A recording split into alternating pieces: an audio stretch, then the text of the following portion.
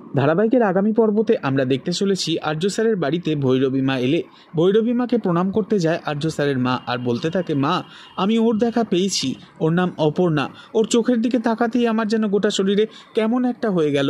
ওই মুখ, ওই চোখ আমার যেন বড্ড বেশি চেনা লাগলো। আমি কেমন যেন অস্থির হয়ে উঠেছিলাম।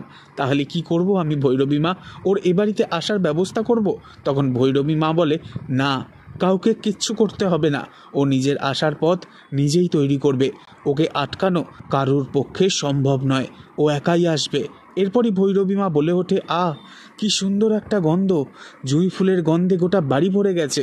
ও এ বাড়িতে আসার আগে সব কিছুই তোমাদের দিয়ে ও করিয়ে নেবে। তোমরা তা বুঝতেও পারবে না, ঠিক যেভাবে বাড়িতে জুঁই ফুলের গন্ধ ছড়িয়ে পড়েছে। এ কথা শুনে আর্য স্যারের মা চিন্তায় পড়ে যায়। আর ভৈরবী মায়ের কথা শুনবার পর আর্য নিজেই ছুটে যায় বাড়ির বাগানে সেই জুঁই ফুলটাকে একবার হাত দিয়ে ছুঁয়ে দেখবে বলে, যে গাছ খুব যত্ন করে আর্য পুঁতেছিল বাড়ির বাগানে নিজে।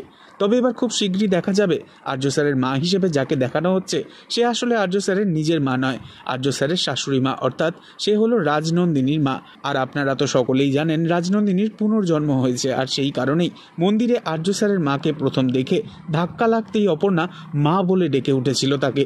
তো এই ছিল আজকের আপডেট। পরবর্তী আপডেট জানতে অবশ্যই সাবস্ক্রাইব করে রাখবেন। ধন্যবাদ।